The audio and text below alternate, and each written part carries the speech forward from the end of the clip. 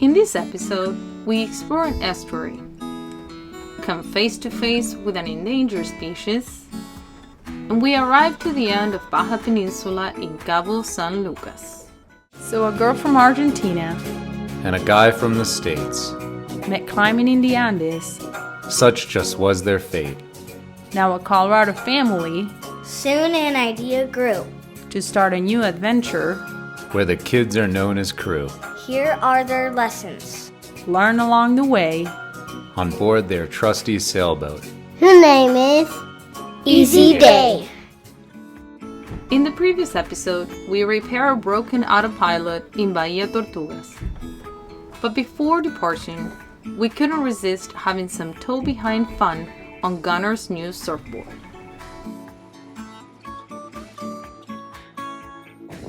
Well, we just left Bahia Tortugas and the wind is 11 knots. It's behind us and it's a beautiful day. All sunny. Our autopilot works and we couldn't ask for a better departure. We are headed to Magdalena Bay. We're expected to arrive tomorrow in the afternoon. So let's see how this new passage goes. Based on another cruiser's recommendation, we opted to anchor in Bahia Santa Maria, just north of Magdalena Bay. The trip took about 40 hours, covering 262 nautical miles. I have begun to track our engine hours compared to our sail time, and on this leg, we use the motor 52% of the time. Okay, here in about 3 or 4 hours, we're going to be pulling into Bahia Santa Maria, which is it's a pretty cool bay that provides northwest protection just north of Magdalena Bay. It's about 2/3 of the way down the western Baja coast. And we're going a little bit faster than we anticipated because there isn't as much wind as we would like, so we are motoring, and that kind of sped up our timeline. And so we're going to be pulling in around 4 o'clock in the morning, and the sun doesn't come up until 7.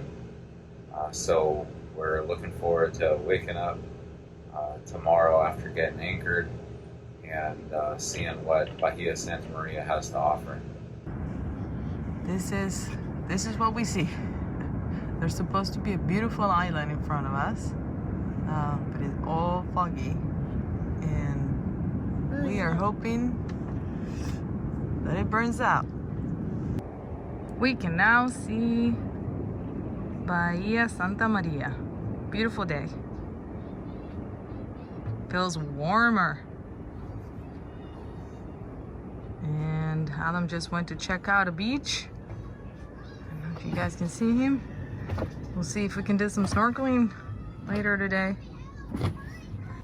Now that the water was finally getting warmer, some beach time with our buddy boat Dovka was at the top of the priority list. The dinghy landing was a challenge because of the occasional shore break. We landed safely, and after several hours, everyone returned to the boat happy. So after a couple days over in Bahia Santa Maria, we decided to switch over to Magdalena Bay. We're getting some reports that some gray whales have started to enter the bay, and this is the prime time of the year for their breeding season. And I just read yesterday that the peak concentration of gray whales in Magdalena Bay is like the 27th of January. And so we're only like a week away. So we're gonna cruise into there now, and we're gonna anchor up in a spot called Man-O-War Cove. And that'll also give us a pretty cool opportunity to go and check out some of the mangroves and the estuaries in there. Really cool area. Although we did not see any whales inside the bay, there were plenty near the bay's inlet. Yep, there you go. That was one of them. There's 2.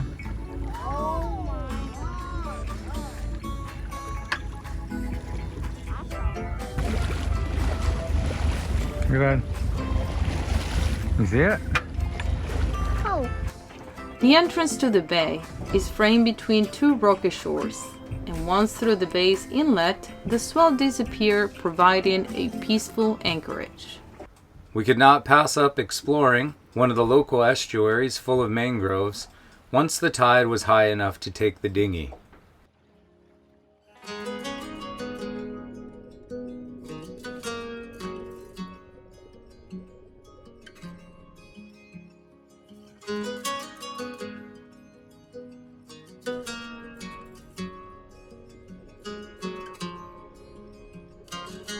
Mangroves are an incredible species of trees that adapted to live in a high salt environment. They have special pores in their leaves that desalinate the water at a high speed, and they get carbon dioxide by breathing through their exposed roots during the low tide.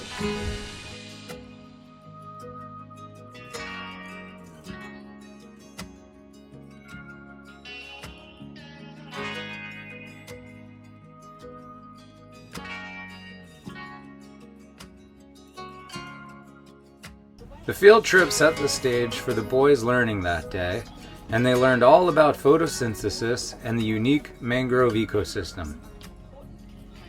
A nearby beach held our afternoon fun, and Daniela was even able to run into the same estuary we had motored into that morning. Once the tide is down, you can have a totally new experience exploring the bare mangroves. Our next sail to Cabo San Lucas held something special. So we just had one of the coolest experiences. About 6 hours after leaving Magdalena Bay, we started seeing these dots in the water. We weren't sure what they were at first, and so far we've seen about 25, but as we got closer to some of them, we realized that they were turtles. Wow! That is a big turtle! Yes!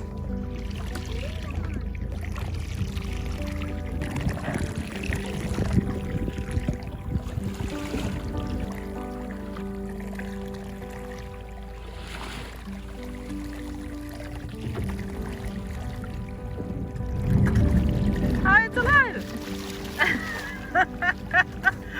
There you go! Yes! I couldn't resist getting a closer look, so I hopped in with the GoPro. After checking carefully, we believe these to be green sea turtles, which are currently on the endangered species list. They are the largest of all the hard-shell sea turtles and can grow up to an astonishing 400 pounds. It's estimated that there are about 90,000 worldwide, with a lifespan of up to 80 years. To have seen 25 of these creatures peacefully warming their shells in the sun was a day we will never forget. Daniela spotted the incoming seals, but for me, to have something rapidly approach in the open ocean was quite a scare. I had enough and returned to the boat.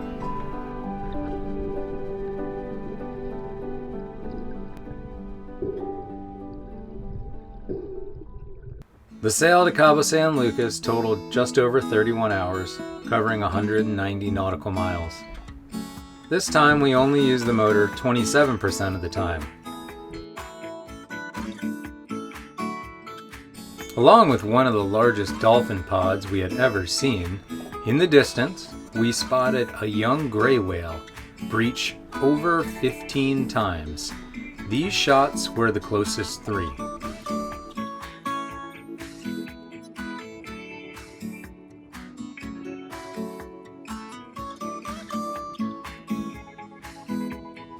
Approaching Cabo San Lucas is in stark contrast to the more remote and less developed sections of Baja. It is an incredibly beautiful area, but it is also extremely busy. We made it to Cabo! Yeah, you know what time it is? Time to get a sweet tan. Busy day here in Cabo San Lucas. A lot of boats coming in and out of here, but it's a pretty day. We had 20 knots of wind coming in and it just kicked down to about 2 knots. So we're motoring the last leg, gonna drop the anchor and gonna have some fun. Famous Cabo Arch. Lots of people to go take a look at it.